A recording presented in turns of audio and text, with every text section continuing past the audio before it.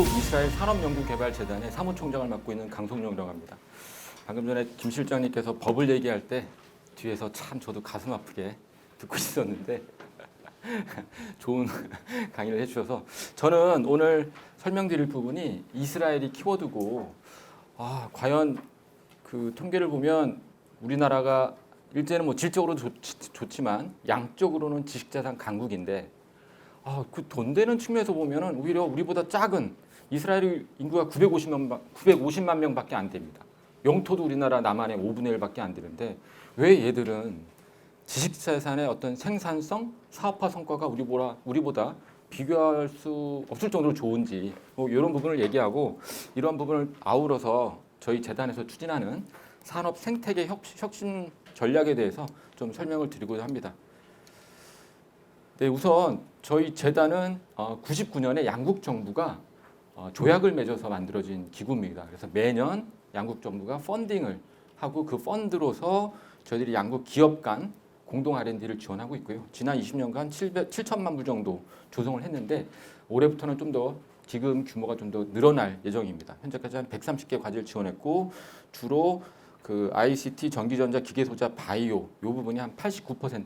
왜냐하면 이스라엘이 이런 쪽에 강점이 있기 때문에 이런 분야의 중심에서 저희들이 기업 간 공동 연구를 지원하고 있습니다.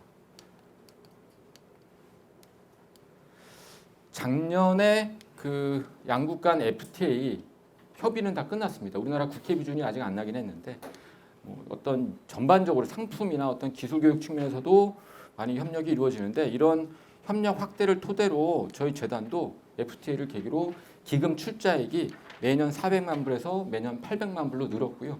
R&D 이외에 다른 활동도 할 수 있는 그런 기능까지 장착이 돼서 저희들이 올해부터 상당히 많은 그런 사업들을 좀 벌이고 있습니다. 대표적으로 R&D인데 그 연구개발 사업을 저희는 요 보시는 세 가지 툴로 운영을 합니다. 그 처음에는 피저빌리티 스타디로 해서 기획이나 좀 사전 테스트 할 때 필요한 그런 예산입니다. 그래서 3개월 동안 한 5만 불 정도 이렇게 지원해드리면 그 예산으로 프로포저를 기획할 수가 있겠고 R&D는 보통 저희가 기본이 200만 불, 뭐 2, 3년 동안에 200만 불, 그다음에 R&D 끝난 이후에 필요하다면 파일럿 제품을 개발할 필요가 있잖아요. 그 부분에 대해서는 1년에 100만 불. 이게 기본 프로그램인데 저희들이 올해부터 시범적으로 좀 R&D 그 실링을 좀 키웠습니다. 그래서 프로젝트당 300만 불 트랙, 530만 불 트랙 이렇게 좀 시범적으로 운영해 봤는데 확실하게 기업들 반응이 요 오른쪽에 있는 530만 불 트랙이 기업들이 니즈가 강하더라고요. 그래서 저희들이 섹타는 로봇으로 했었고 로봇도 산업 제조용 로봇은 이미 수익성에 좀 한계가 있다고 판단해서 산업용 로봇을 제외한 뭐 로지스틱, 디지털 헬스케어, 그다음에 뭐 노인 헬스케어 등 뭐 이런 부분에 대한 로봇을 중심으로 R&D 프로포저를 지금도 받고 있는데 저희가 4월 달에 우리 기업들 뭐 대기업은 LG전자, SKT, KT, 그다음에 뭐 네이버 그리고 중소 중견은 요즘 주가 많이 오른 뭐 에브리봇, 휴림 뭐 이런 데도 같이 가서 저희가 50명 정도 델리게이션을 꾸리고 이스라엘 기업들하고 비즈니스 미팅도 진행하고 해서 지금 R&D 프로포저를 받고 있는 단계입니다. 근데 상당히 좀 관심도가 좋더라고요. 그래서 현재 저희들은 이런 기본적인 R&D 전주기적으로 사전, 본, 사후 프로그램이 있고 본 R&D도 기본은 200만 불인데 530만 불짜리 트랙까지 갖고 있고 내년에는 저희들이 요 트랙이 300만 불, 여기가 600만 불 해서 두 가지 트랙으로 좀 심플하게 진행을 하려고 하고 있습니다. 저희들이 그 20년 동안 지원하면서 성과 분석을 10년 주기로 했는데 뭐 가장 재밌는 게 이스라엘하고 국제 공동을 한 기업들이 R&D 프로젝트가 끝나도 관계가 지속되는 확률이 한 50%가 넘더라고요. 제가 작년 10월에 이 기관 오기 전에는 키아트 국제단장을 해서 한 55개국하고 R&D 하는 걸 많이 봤는데 이상하게 생존율이 좀 높아요. 관계 지속률이. 그 이유가 재밌는 게 오른쪽에서 볼 수 있겠더라고요. 우리 기업들 대상으로 왜 이스라엘 공동 R&D를 신청합니까? 라고 물어봤더니 10년 전에는 주로 네, 이스라엘의 선진 기술이 필요해서라고 대답을 했고 10년 전에 해외 시장 진출을 위해서라고 답변한 부분은 11%. 근데 저희가 작년에 조사했을 때는 우리 기업들이 이스라엘 협력에 대한 니즈가 주로 해외 시장 진출이 한 40%를 차지하더라고요. 그게 뭐냐면 이스라엘을 글로벌 마켓으로 가는 브릿지로 보는 거예요. 뒤에서 설명드리겠지만 그 유대인들의 글로벌 네트워크는 정말 강력하거든요. 이제 그걸 우리 기업들이 인지하기 시작했고, 그래서 최근에 이미 뭐 삼성, LG, 현대는 꽤 오래전에 이스라엘에 진출했고, CJ가 요즘 적극적으로 이스라엘에 러킹을 하고 있고, 네이버 뭐 이렇게 하고 있죠. 그래서 이런 부분들이 이제 중견, 중소기업들까지도 많이 확산되지 않겠나 이렇게 보고 있습니다. 몇 가지 사례 중에 하나를 보면 이 큐어 세라퓨틱스가 2014년에 설립된 기업이었습니다. 좋은 특허, 그러니까 당뇨 치료제 관련된 핵심 특허 몇 건은 갖고 있었는데 매출이 없었어요. 근데 저희 R&D의 강점이 뭐냐면 프로그램에 산업부나 중기부 R&D는 정부 지원금을 받으면 매칭을 해야 되잖아요. 매칭도 현금 매칭, 현물 매칭이 있어요. 그리고 현금을 최소 10% 이상 해야 됩니다. 근데 저희 재단 R&D는 현금 매칭 비율이 없어요. 그러니까 초기 진입이 쉽습니다. 그러니까 우수한 지재권을 갖고 있는 기업이라면 저희 R&D 트랙에 탈 수 있는 그런 룸이 열려 있습니다. 그래서 큐어 세라피틱스 같은 경우가 그 케이스였어요. 14년도에 그 미국이랑 여러 특허를 갖고 저희 재단에 어플라이 했고, 근데 이 기업이 부족했던 게 바이러스 벡터라고 해서 유전자 조작하려면 셀 조작한 걸 유전자 그쪽 안쪽까지 옮겨야 되는데 캐리어가 많이 우리나라가 역량이 부족하다 그러더라고요. 그게 이제 바이러스 벡터인데 이 바이러스 벡터의 원천 기술을 가진 이스라엘의 올제네시스를 저희가 연결을 시켰고 R&D를 수행했는데 상당히 서로 합이 잘 맞았습니다. 그래서 매출이 없던 우리 큐어 세라피틱스가 현재까지 한 500억 원 정도 자금을 이스라엘에서 유치를 했고 2000년에는 각각 1000만 불씩 투자해서 조인 벤처를 만들고 있고 현재 이 올제네시스 회장이 이달 말까지 한국에 머물면서 바이러스 벡터 생산 공장을 한국에 좀 크게 설립하는 그 실사를 하고 있어요. 그 파트너로서 지금 큐어 세라피틱스가 들어가 있는 상당히 좀 좋은 케이스입니다. 그래서 우수한 지재권을 가진 기업이라면 저희 트랙에서 충분히 좋은 그 성과를 거둘 수가 있도록 저희가 설계를 하고 있습니다. 우리가 이스라엘 하면 다 기술, 그다음에 스타트업 이렇게만 알고 있는데 제가 한 8개월 동안 공부를 해보니까 이건 빙산의 일각이더라고요. 그래서 저는 이스라엘을 한 5개 측면에서 좀 새롭게 봐야 될 것 같아요. 그 좀 설명을 드리면 첫 번째는 스타트업 네이션입니다. 대표적으로 세계적으로 가장 유명하죠. 뭐 인구 1인당 스타트업 수도 세계 1위. 그다음에 특히 여기는 첨단 기술 기반으로 경제가 구성되어 있다 보니 첨단 기술이 산업 생산, 수출에 미치는 기여도가 상당히 높아요. 근데 재밌는 게 2021년 작년도 이스라엘 GDP 성장률이 8.1% 세계 7위를 했습니다. 우리나라 2배. 왜냐하면 얘네가 첨단 기술 중심이잖아요. 코로나 때문에 디지털 전환이 되게 가속화되면서 여기서 호랑이 등에 날개를 달아준 격이 됐죠. 그래서 이 스타트업들이 많이 성장했는데 과연 이스라엘이 그런 작은 스타트업만 있는가? 기업 생태계가 절대 안 그렇습니다. 우리나라보다 더 건실해요. 왜냐? 나스닥 상장 기업을 보면 미국, 그 다음에 중국이 한 250개, 이스라엘이 91개인데 저건 통계를 어떻게 보냐에 따라 달라요. 100% 이제 모든 뭐 헤드쿼터나 R&D가 이스라엘에 있는 것만 따지면 91개고 미국의 법인 갖고 있는 것까지 합치면 144개 정도 됩니다. 그러면 144개라 치면 이스라엘하고 중국하고 2배 차이도 안 나요. 근데 땅덩어리 면적을 비교해 보면 중국이 이스라엘의 500배 큽니다. 중국이. 근데 나스닥에 상장한 국가 개수, 그 기업 개수를 보면 별 차이가 없다는 거죠. 우리나라는 한 개 있습니다. 나스닥에 한 거. 쿠팡은 저기 그 다른 그 거래소고. 그러면 이 나스닥 한 기업만 맞냐? 우리가 유니콘이라고 그러잖아요. 비상장인데 기업 가치가 10억 불 이상인 거. 이스라엘이 세계 5위입니다. 33개. 저것도 통계를 다시 보면 74개까지 올라가요. 세계 5위, 우리나라는 세계 10위. 그런데 작년 상반기에만 이스라엘 유니콘이 12개가 생겼어요. 같은 이유죠. 첨단 기술, 디지털 전환, 에너지 전환. 이런 이유로 해서. 그래서 보시면 이스라엘이 스타트업만 있는 게 아니라 오히려 그 위에 유니콘 또는 베이비 유니콘, 나스닥 간 기업들 생태계가 상당히 잘 구성되어 있다. 그래서 더 이상 이스라엘을 작은 기업만 있다라고 인식해서는 안 될 것 같더라고요.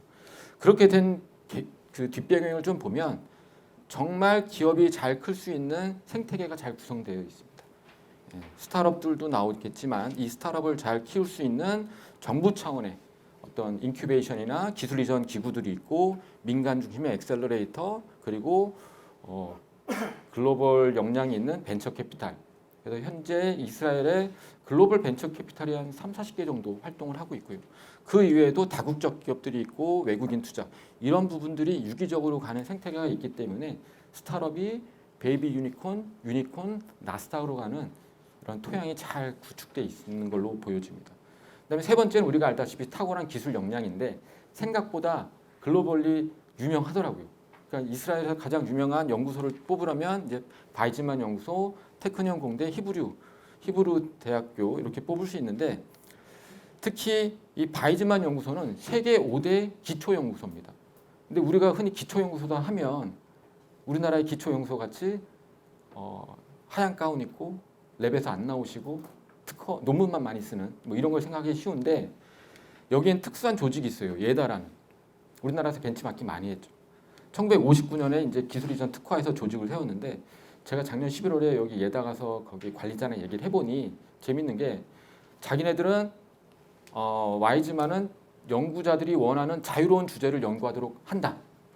단 연구자가 연구 계획에 대한 프로포절을 하면 예다에서 먼저 리뷰를 해요.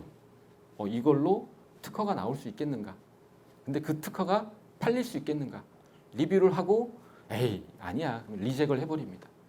근데 만약에 이 연구 프로포절이 특허가 잘 되고 특히 돈 되는 특허다 하면 그때 허락을 해주면 그때서 이제 연구를 하고 논문이 나오는 구조죠.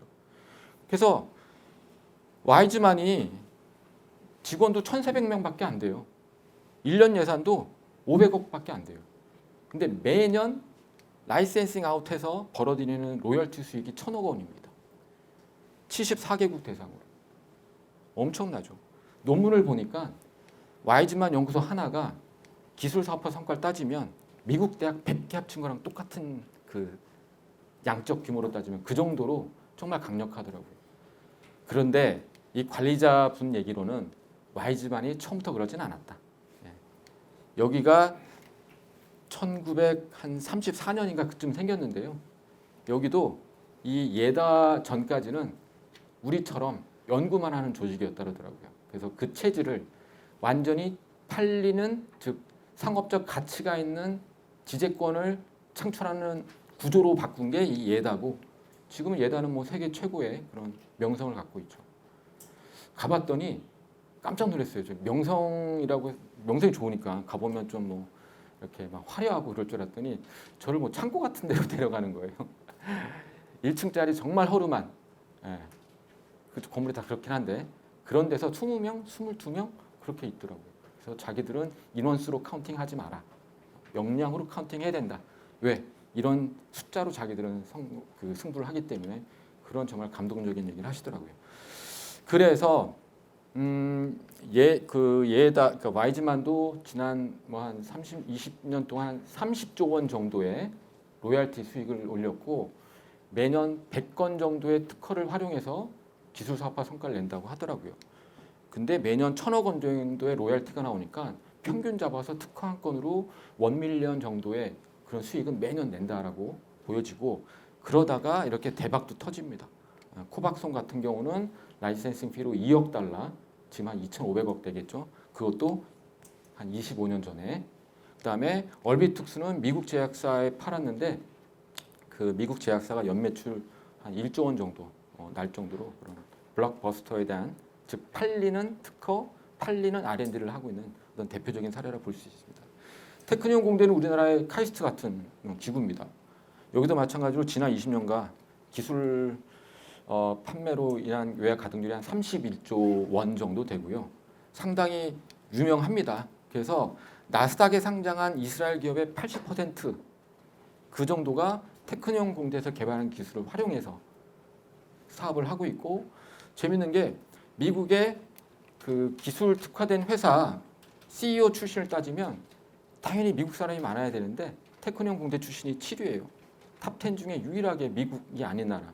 그 정도로 상당히 기술뿐만 아니라 비즈니스적인 기술 경영 차원에서도 좋은 그런 연구 대학이다라고 볼 수가 있겠고요. 이스라엘 북쪽에 있는 하이파 지역에 위치하는데 이 테크니온 공대랑 협업을 하기 위해서 구글, 아마존은 아예 테크니온 공대 근처에 R&D 센터를 만들고 협업을 하고 있죠. 최근에 우리나라도 뭐 현대차, 카이스트 이렇게 협업을 하려고 시도를 하고 있습니다.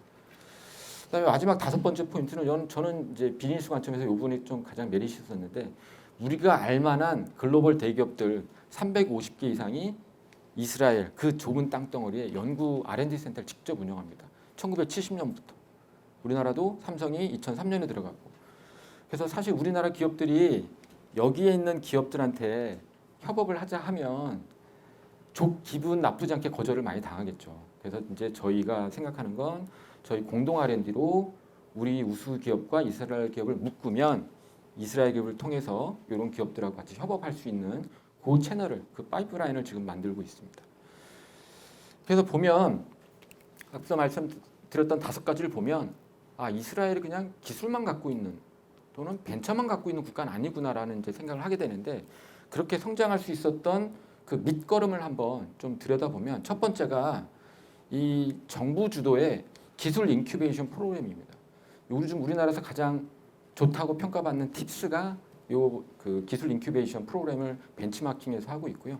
이미 31년 전부터 이스라엘 혁신청에서 이 TI 프로그램을 하고 있는데 현재 19개 정도를 운영하고 90% 정도가 성공하는 성공률을 보이고 있더라고요. 그만큼 커리큘럼이 잘 돼 있고 네트워크도 잘 돼 있다라고 볼 수가 있겠습니다. 이렇게 초기 단계에 인큐베이션이 되면 여기서 잘 인큐베이션 된 기업들이 민간으로 이관이 됩니다. 엑셀러레이터들, 민간 주도의 엑셀러레이터들로 들어가는데 이 엑셀러레이터의 역할이 상당히 중요해서 그 어느 정도 인큐베이션 된 기업들이 글로벌 성장을 할 수 있도록 정말 강력하게 지원해 주는데 여기서부터 유대인들 네트워크가 들어갑니다. 제가 아까 4월 달에 저희 로봇 기업들 우리 뭐 SKT, 뭐 네이버, 뭐 KT, LG전자 기술력 세계 최고지 않습니까? 최고에 준하는. 이렇게 가서 이제 기술 미팅하고 끝나고 나서 이제 여쭤봤죠. 그 기술 임원들이 많이 갔으니까 어땠습니까? 했더니 뭐 AI 관련해서는 이거 오픈 소스를 쓰기 때문에 기술적으로 아주 우리랑 격차가 높다라고 느껴지진 않는데 얘들이 오픈 소스를 조합해서 쓰는 레시피가 좋다라고 그러더라고요. 그러니까 어떤 창의적인 측면. 근데 그거보다 더 부러운 게 글로벌 비즈니스 네트워크. 유대인들. 그 부분은 어찌 캐치할 수가 없다 우리가. 그래서 그런 부분을 좀 잘 도와줬으면 좋겠다라는 말씀을 많이 하시더라고요. 그런 역할을 많이 하는 데가 여기예요. 그래서 지금 뭐 테크니온 드라이브 액셀러레이터는 아예 테크니온 공대에서 운영하는 거고 업 웨스트 레드 같은 경우는 이 액셀러레이터 오피스가 실리콘밸리랑 아예 이스라엘에 같이 미러 시스템으로 위치해서 서로 인큐베이팅을 해주고 이렇게 해서 인큐베이션이 잘 끝난 기업들을 민간 중심의 액셀러레이터가 글로벌 성장을 시키면 액셀러레이터 역할은 시리즈 1 단계에 투자를 받도록 연결시켜주는 겁니다. 3년 동안 투자를 못 받으면 잘라버려요. 받으면 졸업을 시키는 거죠. 그러면 이제 이 기업들이 어디로 넘어가냐면 이제 벤처 캐피탈 상태로 넘어가는데 이스라엘이 벤처 캐피탈 규모가 세계 2위입니다. 미국 다음에 2위예요. 특히 재밌는 게 얘네가 갑자기 여기서 스카이로켓팅을 하는데 2020년에 여기 벤처 캐피탈 시장 규모가 100만, 1000만 억, 10억, 100억 불, 15조 정도 되죠. 근데 1년 만에 2.5배가 늘어납니다. 2.5배가. 지금 보시는 건수는 투자 건수예요. 그러니까 100억 불을 600건 투자를 하다가 21년도에 257억 불을 782건에 투자했어요. 그건 뭐냐면 단위 투자액이 커졌다는 얘기입니다. 그래서 최근에 이스라엘에서 쓰는 명칭이 엑셀러레이터가 아니라 스케일업 레이터라는 말도 나올 정도로 바뀌었어요. 왜냐? 이스라엘에 들어온 기업들이 처음에는 이스라엘 기업들을 인수를 많이 했어요. M&A를 하든 뭐 기술을 사오든. 그래서 이스라엘도 많이 기업을 키울 필요 없이 연쇄 창업하면서 지재권을 잘 팔면 되는 거 아니야 해서 지나고 보니 오히려 나중에 배가 아픈 거죠. 그 기업들이 엄청 커지니까 뭐 모빌아이든 뭐든. 그래서 요즘은 얘네들이 더 키우는 식으로 전략이 바뀌었어요. 그래서 유니콘들이 많이 나오는 것 같더라고요. 제가 그저께도 이스라엘 벤처캐피탈 회장하고 미팅을 했는데 프라이드가 상당히 강하고 요 데이터를 보여줬더니 똑같은 얘기를 하시더라고요. 이제 작은 투자는 지양을 하고 뒷단에, 그러니까 앞단을 정부 쪽에 많이 역할을 주고 자기네들은 좀 더 유니콘으로 갈 수 있는 그런 기업에 대한 투자를 많이 하는데 특히 기술가치 평가, 뭐 시장 이런 부분에 대한 그 평가는 상당히 자기들이 정교하다. 그런 자신감을 많이 비추긴 하더라고요. 뭐 오픈은 안 합니다만. 그리고 마지막은 아까 말씀드렸던 이스라엘 글로벌 유대인 네트워크입니다. 월가에 있는 빌딩 건물의 30% 이상이 유대인들이 갖고 있더라고요. 골드만삭스, JP모건 유대인 겁니다. 언론 4대 언론의 지필진 중 35%가 유대인이고 뉴욕타임스, 블룸버그, 로이터 통신 다 유대인 거더라고요. 예, 영화사, 백화점, 메이시스, 뭐 블루밍웨어, 유통, 코스트코, 홈디포, 타겟, 그다음에 에이펙이라 해서 뭐 미국 최대의 정치 로비 단체 이런 것들이 아우러지니까 우리랑 똑같은 기술력을 갖고 있는 기업이라 하더라도 우리는 나스닥에 하나밖에 못 가는데 얘들은 100개가 가는 수 있는 거더라고요. 왜냐하면 여기에 있는 그 유대인 금융, 즉 월가에 있는 유대인하고 텔아비브에 있는 벤처캐피탈하고 같은 애들이에요. 그리고 텔아비브에 있는 엑셀러레이터랑 같은 애들이에요. 그러니까 엑셀러레이팅을 잘 해주면 이 파이프라인을 타고 올라간다는 얘기죠. 그래서 이스라엘 벤처캐피탈 투자를 통해서 결국엔 나스닥으로 가는 일종의 하이패스를 갖게 되는 그런 효과가 있습니다. 그래서 저희들이 하고자 하는 게 저희가 20년 동안 R&D만 지원했어요. 즉 이스라엘의 강점이 세 가지가 있는데 제가 봤을 때는 기술만 봤다는 거죠. 네트워크는 좋습니다. 기술 네트워크는. 근데 빙산의 일감만 활용했고 저희가 올해부터는 이 두 가지 이스라엘의 강점, 즉 기업을 성장시키는 생태계, 아까 설명드렸던 유대인 네트워크 이 부분을 저희가 활용을 해야 되겠다. 그러기 위해서 현재는 R&D만 지원하고 있는데 저희들이 GPS 펀드라고 같이 그로스 프로그램 포 스타트업이라 하는 이 펀드를 만들어서 일종의 엑셀러레이터를 하려고 해요. 즉 이스라엘 엑셀러레이터를 사와서 일종의 뭐 투자 지분도 주고 매니지먼트 피도 주겠죠. 하지만 그 친구들을 사와서 우리 기업들을 성장시킬 수 있도록 그런 펀드를 조성하려고 하는데 그 궁극적인 목표는 이겁니다. 어떻게든 우리가 우리 기업을 이스라엘 벤처 캐피탈로부터 투자를 받게만 할 수 있다면 그 다음부터는 당연히 자연적으로 그 친구들도 회수를 해야 되니까 우리 기업을 유니콘으로 또는 나스닥으로 키워가지 않겠는가 싶어서 일종의 이 GPS 펀드는 우리 기업을 이스라엘 VC까지 옮기는 캐리어 역할을 할 겁니다. 그래서 저희들이 기존의 기술 협력 중심에서 이제는 산업 생태계적인 협력으로 이렇게 확장하려는 그런 계획을 갖고 있습니다. 네, 이상으로 발표를 마치겠습니다. 혹시 뭐 질문 있으시면 간단히 설명드리겠습니다.